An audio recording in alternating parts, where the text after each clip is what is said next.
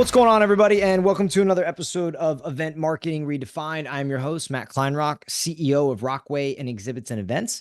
Cool show today. I have Heather Schneider with me. She is the Event Operations Manager for Tyler Technologies, and we're going to sort of talk about like reducing the event overwhelm, right? And really specifically talking about like supplier negotiation strategies and kind of how to reduce your stress, how to get more organized and run your program. So Heather, welcome. Thanks for coming to talk to me today. I really appreciate it.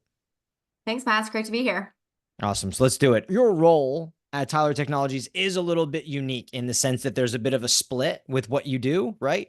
And it is a event operations role. So just tell me about like the difference in the split in that role. Yeah, absolutely. So effectively what we've done is we have a focus area within the event experience itself, and our event planners sort of roll into that area. And then just due to the sheer volume of the amount of trade shows that we happen to do, we really found a need to have someone who had oversight not only of our typical corporate and in-house sort of hosted events, but really some centralization on the operations side of our processes for our trade show portfolio, and making sure that there was cohesion across, since we do tend to operate in different vertical marketing areas. Yeah. So having that centralized focus has really allowed us to become a lot more operationally efficient and scalable for that matter. So really overseeing all of our contracting areas for our events team, as well as any large sponsorships and registrations for trade shows. And then, of course, all of your standard operations when it comes to executing trade shows and attending those third-party events. So just for reference for everybody, how many trade shows are we talking about? We seem to not be able to get away from around 850 annually. Oh my God, that is so many trade shows. Yeah. I mean, it's great though, and Yeah, I because know. we have looked at, how do we reduce the count, right? Because Mhm. from an industry perspective, that's the research that everybody hears, right? Like reduce and focus. But something that's really Mhm. unique about our business is that we actually find that the more ROI comes out of the small shows. Nice. Yeah. So out of that number, we only do 25 to 30 trade shows that would be considered like a tier one, your Yeah. 20, 10 by 20s, 20 by 50s, Bigger. 50 by Yep. 50s, that size. We are primarily in, local market areas where they're pop-up Mhm. banners and, a few Yeah. key pieces of collateral, but really just like focusing in on having those genuine conversations with the attendees.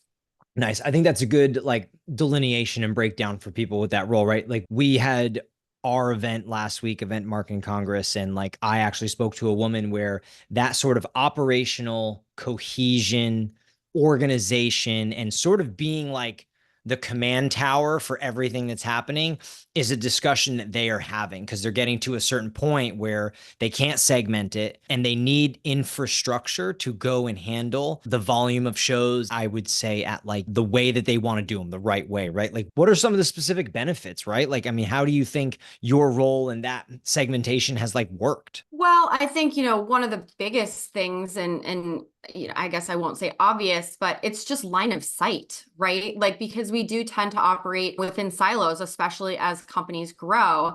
And when you're doing that, you don't see across other groups what they're doing, how you might be able to rinse and repeat ideas and Yeah. the physical aspects of, these events as well. But also, when you talk about like volume-based investments, right? So even promo items, right? We still give swag away, right? So rather than there being like 8 or 9 different variations of a pen or something, let's come together, let's do volume ordering, let's Yeah. maximize our spend. And then also just that centralization of the process management and workflow component, because at the end of the day, our goal, while the trade shows themselves, our sales team is trying to reach the attending audience. I mean, the sales teams are our internal stakeholders, right? And so we are Yes. trying to also create an environment where there's some consistency across their experience. So no matter which trade show specialist they may be working with, they can expect the same sort of experience through the, registration through execution process. It's interesting you saying internal stakeholders and them being sales and like sounds to me like you're trying to set them up for success, which makes complete sense, right? I had Absolutely. Cassidy Carpenter on, right, from World Fuel Service, like, and her and I were talking, and she views her shows very similarly.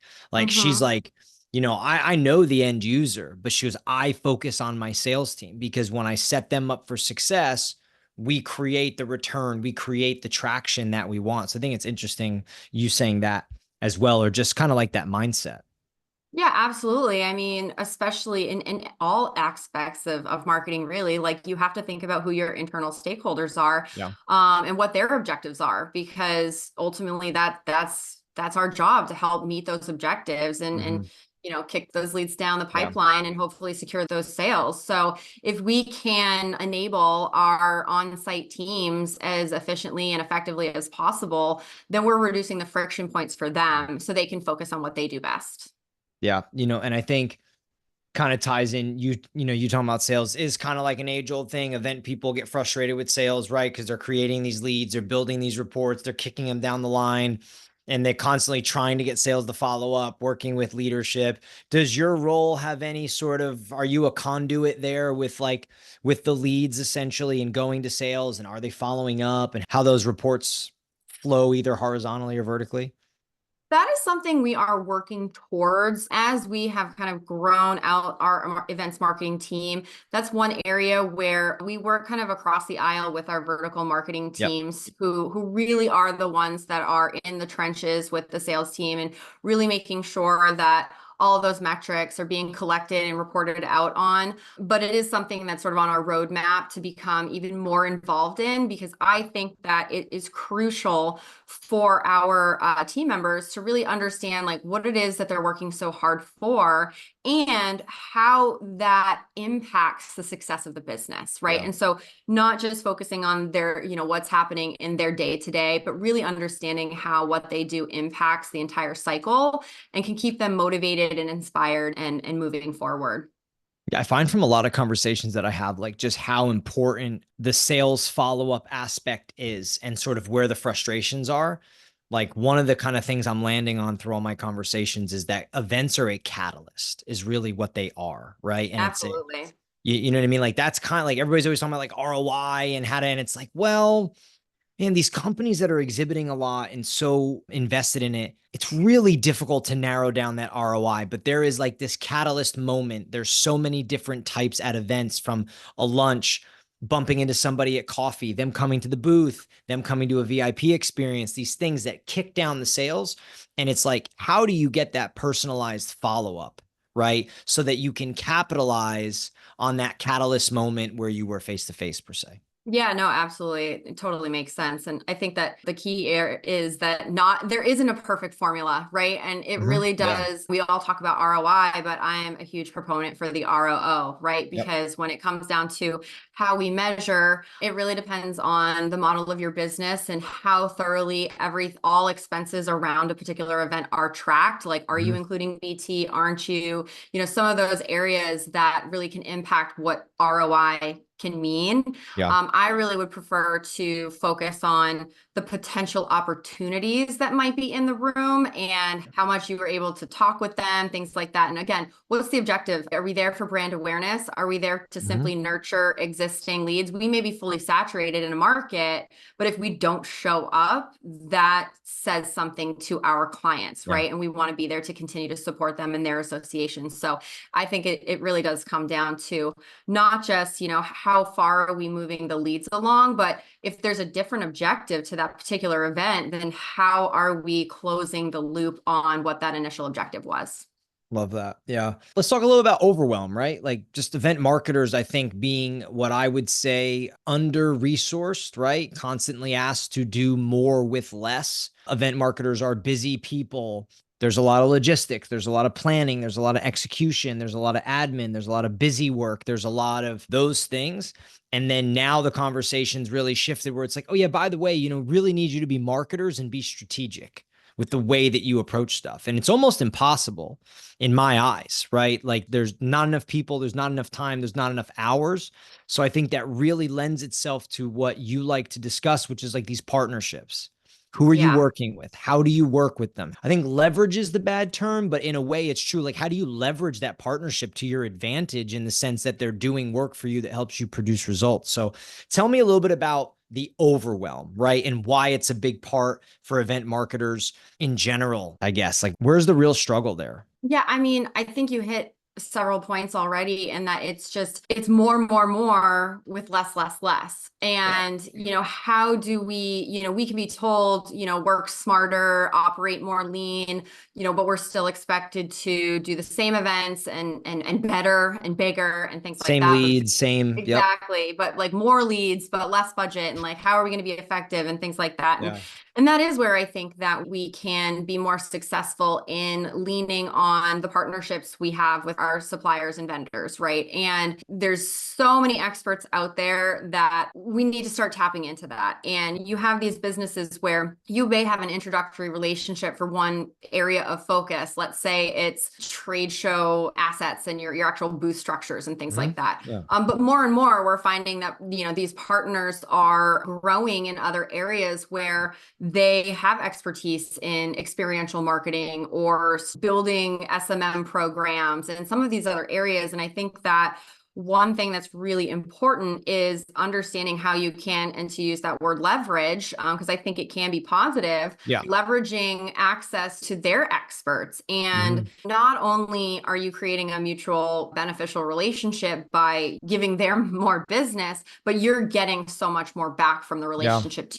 And it's no longer this transactional experience, right? You can really create a true relationship where they understand your business and Yeah. really can become an extension of your team. That is the way that I feel we are really going to be able to achieve success with Overwhelm. Because if we try to do everything in-house or on our own, I don't think that that's efficient, because there are Mm. often times where why do we have to learn certain lessons if someone else already has? Why can't we Yeah. benefit from what's already been done? Where does cost come into that, right? Because again, I'm fresh off hosting 20 plus senior event marketers. I've heard so much of this stuff is fresh in my mind, right? Like, one of the conversations we had was talking about these resources, talking about utilizing your partner supplier vendors, right? But one of the event marketers made a great point, said like, there's a lot of times I can't afford, I have to pick and choose what I ask them to do because I can't afford it. I can't put it in my budget. And they feel like they're constantly trying to like pick and pull and put things in a budget to get it done. Is there a way maybe you've worked with vendors and suppliers in the past, or just like ways of, I say, delegating and figuring out where to plug in these extras?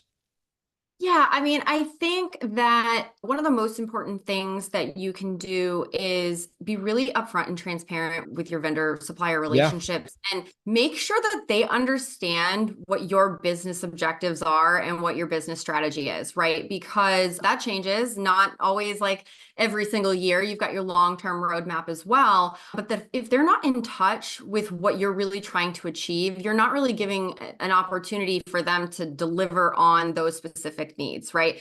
And so they're just like kind of shooting in the dark. They're just going off of exactly what you may have asked for. But if they have a stronger understanding of what your business strategy is, what your objectives are, what outcomes you're expected to deliver on, and that's when you really start to see that cohesion up with each other and being able to leverage one another, and that then can spill into the volume, right? I Yeah. mean, I'm not saying put all your eggs in one basket and Yeah. have like one sole vendor for everything, because I do also strongly believe in like best in breed and being able to, utilize vendors where they excel. But again, I think that there's a lot of crossover that can happen with different types of support that they can provide, but it really goes back to making sure that you're transparent about what those business objectives and strategies are, so that you can work together to identify Yeah.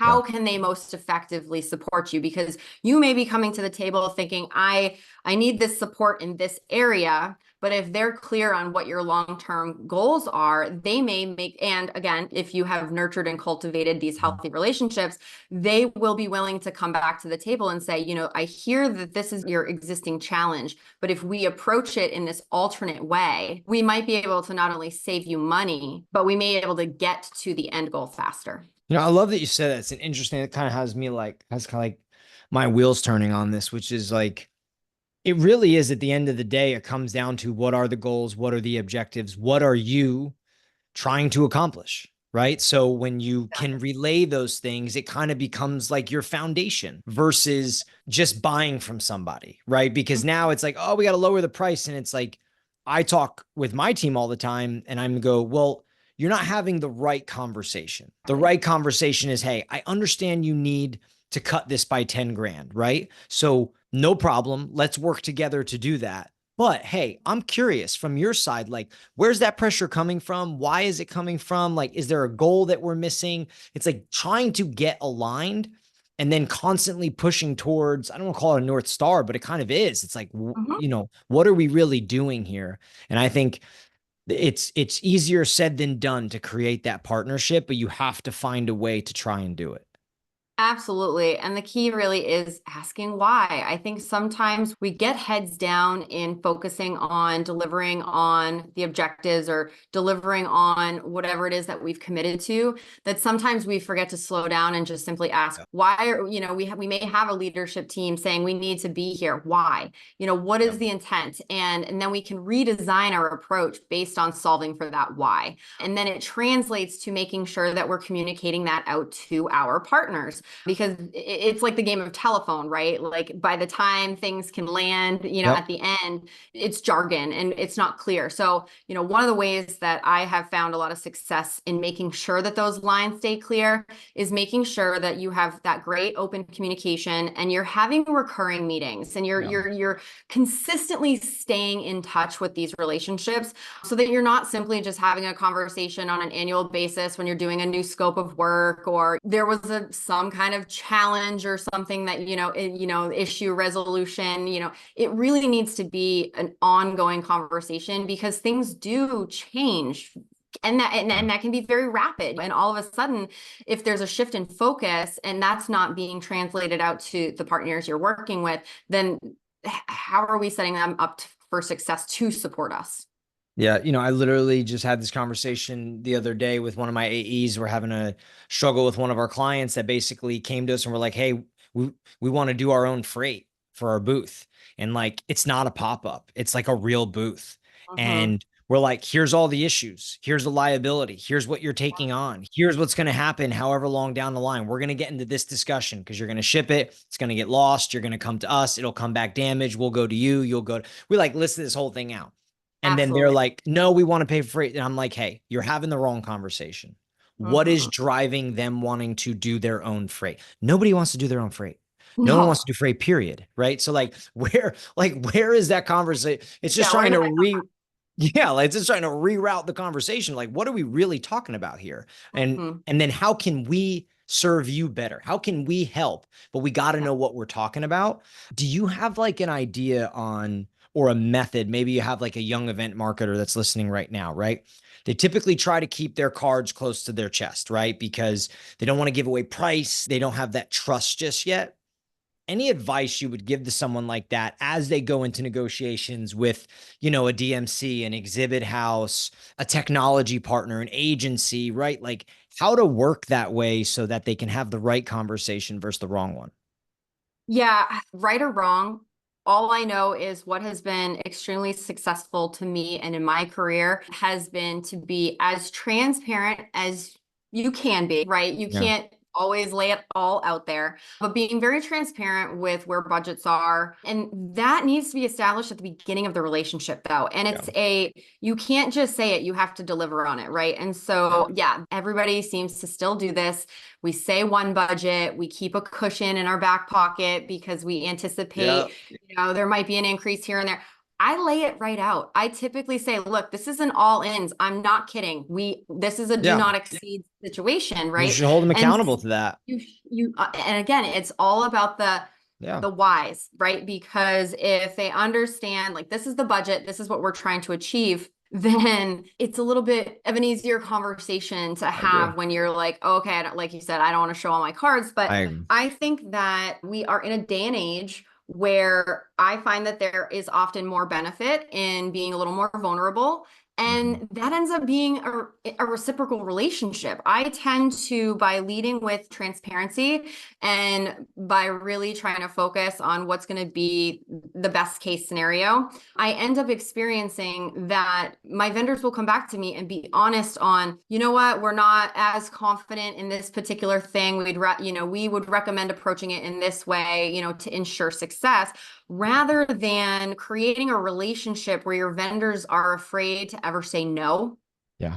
Because again, it's going back into that, like, expertise. If I knew everything about some of these areas, then I would be doing that job, but Yeah. I'm not. So I have to give some trust, and I have to, it's another thing that, at the beginning of a new relationship, and then throughout those recurring meetings, I consistently remind my partners, I want you to tell me when you think I'm wrong. I want you to bring suggestions. I don't want this to be a one-way conversation. And until you can have those real two-way conversations and develop that level of comfort, Yeah. you're never really going to get to a place where there's actual trust and more progressive conversations that can get you to where you need to go. I think that's great advice for someone that's starting out doing this and managing a large budget and having to go to vendors. Like, just you using words like vulnerable, transparent. Like, I can tell you, as the person for 13 years that has been the vendor, supplier, partner, whatever you want to call us, right?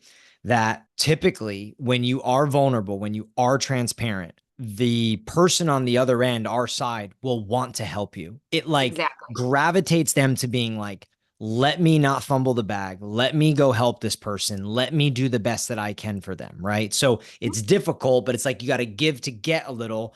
And then I think the inverse side, people are worried about getting burned. And what I would say to that is, one of the best things about being vulnerable and transparent when you're an event marketer and you have all these suppliers that you work with is the minute that you are vulnerable and transparent and somebody burns you, you're like, hey, I have $100,000 for this trade show booth all in. You're just like, hey, John, Dave, like, I don't want to go over this. 100%. I do not. And they put all this work in and they come back to you at 120 and they're like, well, we thought you'd like it. Like, that's bullshit.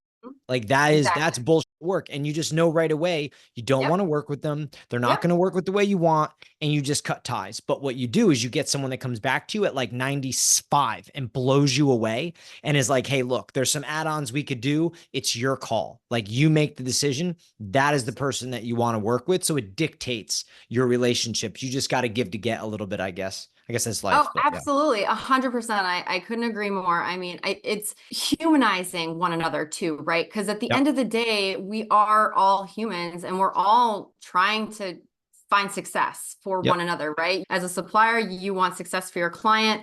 And so if you humanize one another and have those conversations, you're going to want to step up. When you have that context and you understand, Yeah. that is when we want to go the extra mile and we want to impress them and not just kind of do the minimum, right? And that's where I really appreciate an approach of, a below the line proposal. So it's, we heard what you said. We heard what your budget is. Here's our proposal. Yep. And we can do it within that budget. And like you said, if you wanted to, if you could potentially find some more money or something like that, here's some Here's below what we the would do. line Yep. options that we could then add into this as well. But yeah, there's nothing worse than when you get on a presentation call and you've been super clear about a budget and all of us, it's already 20% over. Yeah. I'm ready to be done. You didn't listen to me. And if you didn't listen to me about what my budget was, what else are you not listening to me about? And then that just, it breaks that level of trust because now you don't know, where are they really serving you, or are they really just trying to, generate larger revenue numbers for their goals? We had this conversation in a group at our event. We did this thing called Event Marketer Confessional, where we had a room of about 8 people. Event marketer would basically pitch a problem that they had. They'd have to give all the details. Then we got to go around the room. Everybody got to ask questions to get further detail. And then everybody was able to deliver ideas and solutions and things to move forward. One of the questions that we got was somebody saying, like, I really struggle with budget and going to somebody and how to go to them and what to say and what to lay out there. And this is the exact discussion that we had, which is like, in my opinion, It's the more transparency and vulnerable you can be, you will Mhm. find and dictate who are the right supplier partners and vendors. Because if they can find a way to save you money, they should. Right. Mhm. But if they're just going to knock you over the head every chance that they can get, you're going to pick up on it and they're not going to be a good partner. So it's pretty easy to delineate, but putting your cards on the table and drawing a line in the sand, I think is always my advice. And if you, I think this is just as important. If you don't know a budget, we've had clients of ours that are very smart that do a lot of trade show work have come to us and said, hey, we want to do an outdoor activation or this brand thing or mobile. And they're like, we have no idea what this should cost, right? But they tell us, and we're like, hey, no Yeah. problem. Like, let Yeah. us show you and walk Exactly. you through what it looks like. But if you don't ask and you pretend like you know, and you Yeah. put a little bit of fake budget out there, you're just never going to get where you want to be. No, they're gonna see through that. I Yeah. mean, that's what they do day in and day out, right? Yeah. So if you were to have someone come to you and pretend to know what you're gonna see through that. Yeah. And so it makes so much more sense. And but going back to something we already talked about, but yeah, like let you do some of that research for Yeah. them. Mhm. Rather than going out and trying to understand like what other people are doing and how Yeah. much it costs. You guys have access to such great Yeah. reporting data information and things like that that's going to save a ton of time too. Yeah. And then now you are delivering a value add.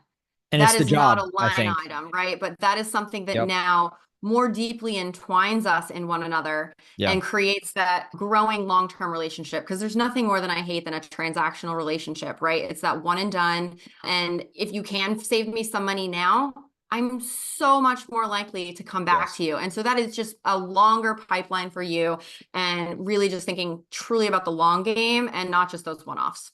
Yeah. And I think that's the supplier partner job, is to bring those things to the table, is to bring ranges, is to bring ideas, is to Yep, bring, hey, these are the options. This is also what I recommend. Right. for Like sure. we've had Yes. people come to us for a 30 by 30 booth in Dallas. And they're like, to be honest with you, I have no idea what we should be spending. And we're like, hey, no problem. Let me show you what Yep. 60K looks like. Let me show you what 200K looks like. And we can break down that conversation. And then you tell me where roughly makes sense to you. And then we work from there. Like it shouldn't be that difficult, but unfortunately, it's difficult for all. You have parties on the supplier side that take advantage of people. Yeah. And then you have people on the other side that either don't have the knowledge, don't have the tenure to feel confident enough to come to the table a certain way. But once that bridge gets gapped, you can do some really great work. Yeah, and I would say too, one thing that I've learned about the events industry is that we are the smallest large industry out there. And, Yeah. it is so relationship based. And so those folks that are just unafraid to just burn and churn and move on, Hmm. they don't last either Catches up. Yeah. because, or they may scrape by. But one other piece of advice that I would give people is to leverage the network. Like, talk to Yes. people, have conversations. Most of us are willing to have some pretty open conversations with one Yeah. another on what worked, what didn't with certain partners, and how to navigate certain things and what that experience looked Yeah. like. Because again, it's not just how you are showing up to a prospect or a client, Mhm. but we're going to talk too. And we're going to find out you may present this one way, but how did you actually deliver? Right. And Yeah. so it's easy to get that intel and find out what expectations we really should have. And so that's where I think those more authentic partnerships and being upfront and again, trying to find success for everyone is going to be a lot more successful because you're not going to last in this business if you're Yeah. not relationship first. Agreed. Tell me about like strategic meetings management, right? Like your approach to kind of like your vendors. And, you talk a little bit about like reactive, strategic, and managing these vendor relationships. Give me a little bit on those three pieces and kind of how you do it. Yeah, so I mean, first and foremost, I mean, strategic meeting management, that's a whole episode in itself. It Give just me like the 5 minute, give me the 5 minute I version mean, of it. really, really at the end of the day, the goals for me when it comes to strategic meeting management, and a dear friend of mine within the industry kind of coined the term, it's really more portfolio management and making sure that you have true line of sight across your business of what's going on, and where it's happening, right? And you're really just trying to create operational efficiencies. So when it comes to, it goes, the volume discounts on buying promo items at, at volume, or it's, making sure that you are trying to templatize your contracting when Mm, we're on the event side of, with hotels, right? And having consistent language, because the goal there, and something that we've been able to achieve is, some planners will experience anywhere from a 45 to 60-day timeline when it comes to contracting. yeah. We've got it down to about, on average, 15. And that Nice. saves a significant amount of money for the company, and it allows us to work on other things, right? So Yeah. it's not just savings on bottom line items, but it's really just finding ways to become more efficient in how we operate. So overall, like that's kind of a big goal when it comes to SMM. It's really just that line of sight and trying to really like tighten things up so that you can make more educated business decisions and really be able to look at the data and not just go with your gut. Yeah. I think the idea, like one of the notes I took while you were talking there was basically like, if you do it well, process it, right? If you do Absolutely. it well once, write down how you did it in the way, because you're talking about saving 30, 40, 50, 60 plus days on things. That's Absolutely. amazing, right? And it's just because, okay, we did this once, we've done it 50 times and we've just gotten better and better at it. And like, write that down, because at some point in time, you're going to have to train somebody how to do it or pass it along, or there'll be growth. There'll be an acquisition. There'll be something where they're like, hey, we have to plan this offsite dinner for 20 Mhm. people. And you're like, oh, by the way, like we have a process for it. It's right here. This Exactly. is how you do it. This is how you do it the right way. Yep, absolutely. Focus Love it. on creating those playbooks, and that is what we have done, and that's why I truly believe we've been as successful as we have been with continuing to have a small team. What kind of other playbooks do you have? What are other things that you've playbooked? Oh, well, so we've got the trade show process in general, Mhm. and then we do have our in-house events team as well. So planning and supporting internal and externally facing meetings. We Yeah. do a large portion of internal meetings. And so we have templates and, basically have identified all the key areas of focus that you really need to hit on in order to execute a successful meeting. And so by templatizing those, not only are we making sure that anyone, whether they're new to the company or they've been with us for a while and maybe are just changing roles, can be set up for success with making sure that they're crossing their T's and dotting their I's and making sure that it goes back to having that consistent stakeholder experience, right? So Mhm. that no Yeah. matter who someone's working with, they're going to have that same consistent experience. So a lot of playbooks around that and how to approach, whether it's an offsite client event to support a trade show, if it's an internal annual meeting for a department, if it's an incentive program, or probably our biggest playbook that we're still, we're always tweaking and developing further, but is to support our tier one user conference and Yeah. what that looks like when you have kind of an all hands on deck approach rather than a single lead project manager or planner really running all areas of the meeting planning. So I would say, just on that, just to add, like anybody listening that hasn't done this at the level that Heather has, right? And at the scale, you got to remember, we're talking 800 trade shows, right? And different things like that. But if you're running a program with two, three, four, a bunch of tier ones, things like that, like when you're doing something well, write it down, process it, detail it, get it into a document, get it into a workflow, get it into something that just becomes repeatable, because then you can constantly evolve it as you learn and as you get better. Heather, when we were talking, you have like three keys to success, right? In vendor relations. And one is real partnerships benefit both parties. Two is to think beyond one-time transactions.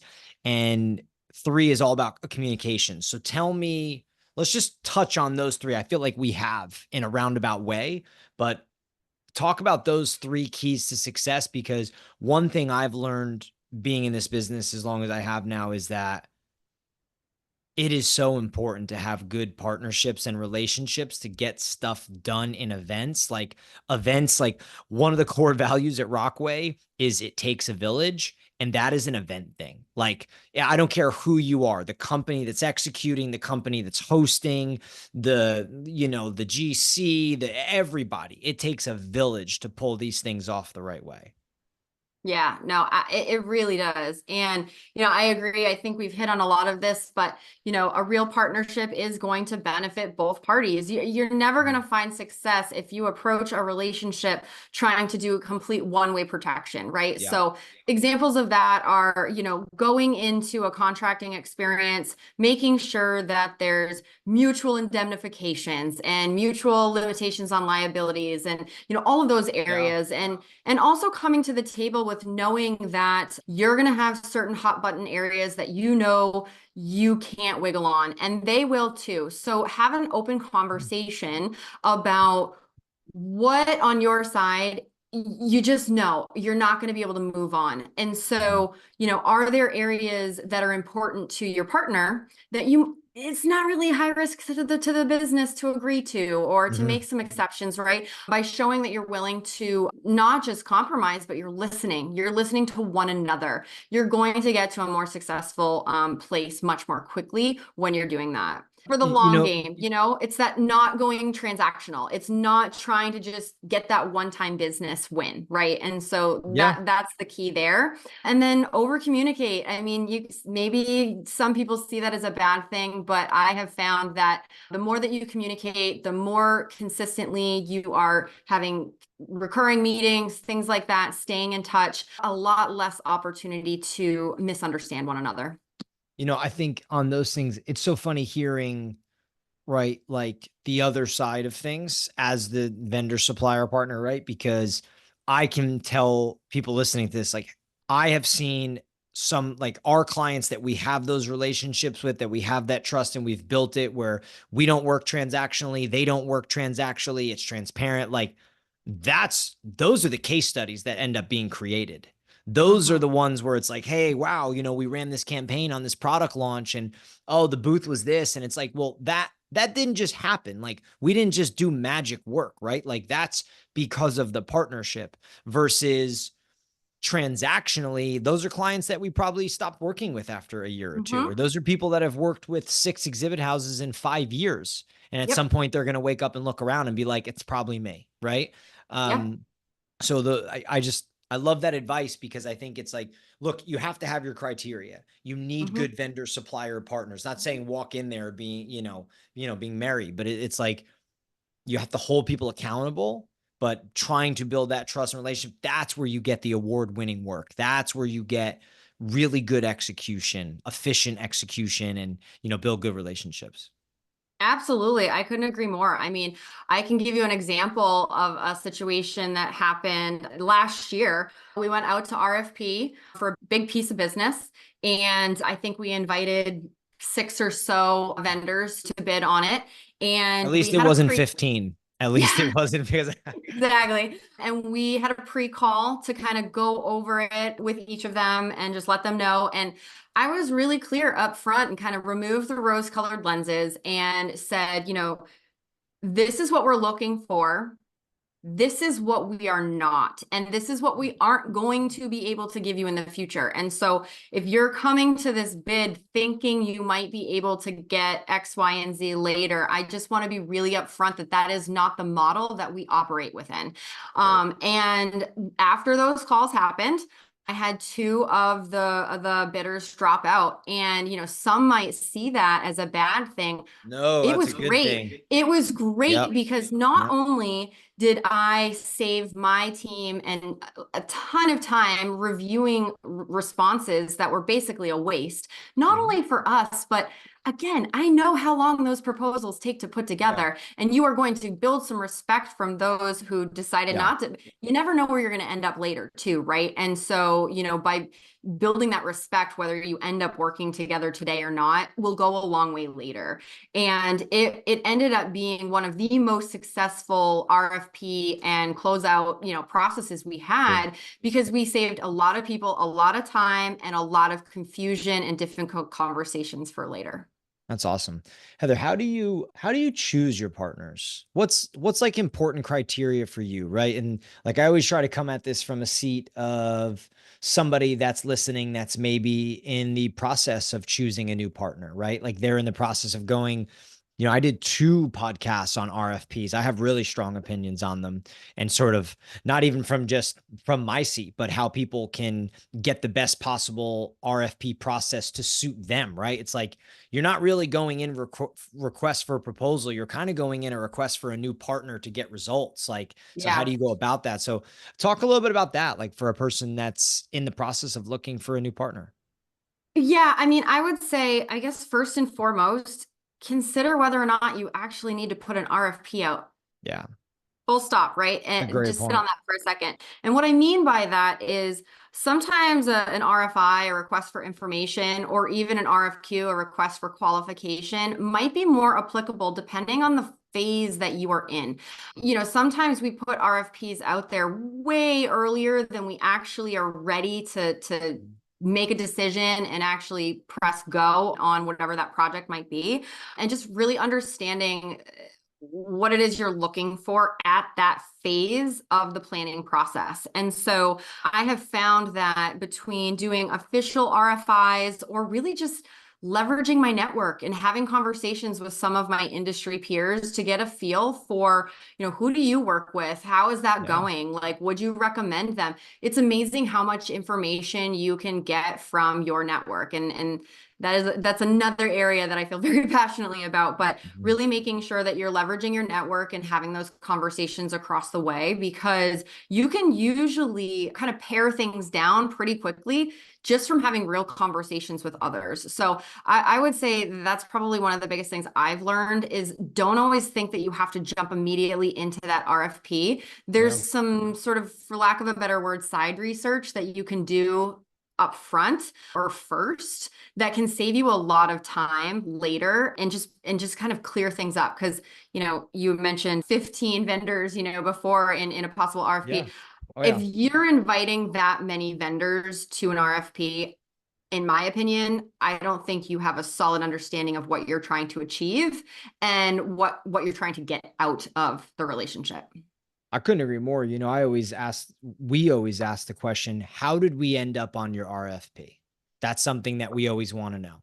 The method in Sure. which we got there, right? Because that tells Mhm. us a lot. And I think people that are going to go to RFP or looking for a new vendor in whatever, like I said, whatever it is in events, there's a lot of things that go out to RFP. But I think one thing that people have to be cautious of is that companies that bid on RFPs, the good ones, the ones that you want to work with, the ones that do award winning work, the ones that you want those partnerships with, that they're worth you working with, they have the data and information and they know that 75% of RFPs are price checks, right? Yep. So they're not dumb. They know they're not going to burn time, energy, and resources if you got 12 people on a bid and they say, Yep. hey, how did we land on this? And you're like, oh, well, I found you and Google, and I saw you guys in Exhibitor magazine one time. And blah. It's like, yeah, no thanks. We have no stickiness at all. Not going to bid. So Yep. you're actually deterring good work away at times Absolutely. from really good partners. Yeah, and I think you bring up a really, really good point that I don't think is talked about enough. I know it's going to sound a little funny coming from the buyer side, but we need to step back and stop thinking that everybody wants to work with us. There is a different, there's a reason why certain partnerships work better than others. Yeah.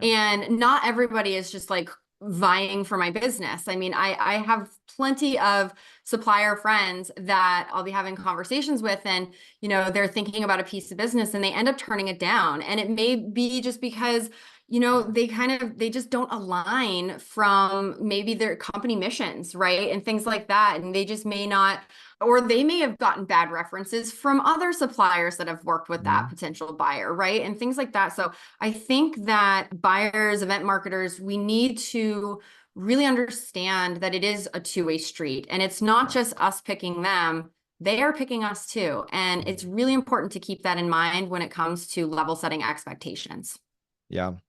I think it kind of leads back to what you said earlier, which is like what are the goals and what are we really trying to accomplish here, right? If you are going For to sure. switch partners or add somebody in or do something, like what do we really want to do? Like what are we trying to gain by Yeah. working together? What is the problem that I can solve for you? I got to know that, you know what I mean, to be able to then jump in and help, so I can Yeah. gauge where your expectations are, gauge what your experience was. You're obviously unhappy with something and you're looking, or you're unhappy with something that you want fixed, or you're looking to gain something that you don't have. So Yeah. it's in there somewhere. If I don't know, I can't help. Right.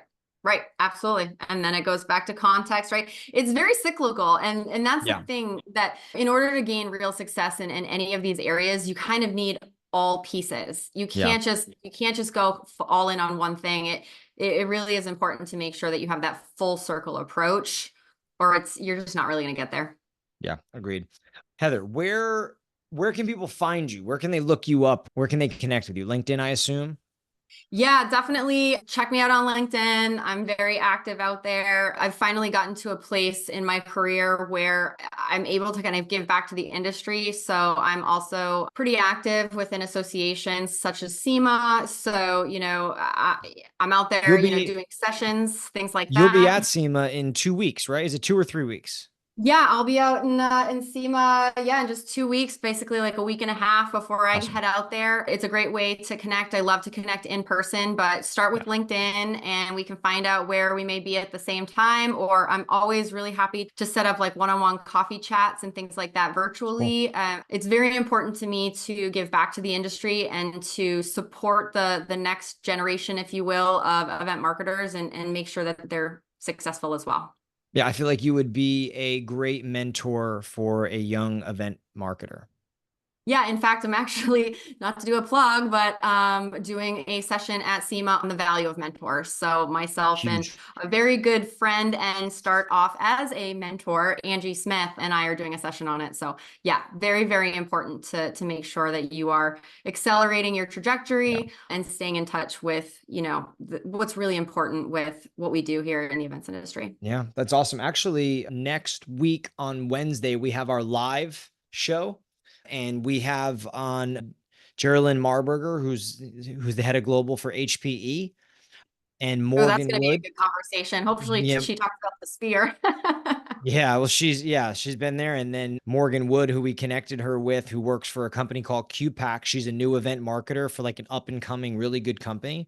And Morgan came to us because she listens to the show and was asking, do we have any connection, like a mentor we could hook her up with? I just spoke to Geraldine, and she just screams mentorship. Like it's like a person that would be amazing at it. So I just fired off an email to her, said, would you be willing? And she's like, absolutely. So they've been working together now in mentorship mode for, I don't know, 6, 8 months. So we're just going to do a check-in show and, get dialed into like, what's it like working together? You know what I mean? How does it look like? Cause I think more of it would be better, and just more community in general for event marketers is a Absolutely. good Oh, thing. that's fantastic. I love hearing that because I think that that's the glue to what we Yeah. do, is making Yeah, I agree. sure that not only are you finding mentors, but you are mentoring yourself. It really, you get so much out of mentoring others. We all want to start with finding mentors, but there's really something special about, finding mentees and doing the mentoring yourself. Agreed. Heather, thanks for coming on. Thanks for doing the show. Thanks for dishing out some knowledge. Absolutely. It's my pleasure. All right, everybody. Thanks for listening. We'll catch you next time on Event Marketing Redefined. Have a great day.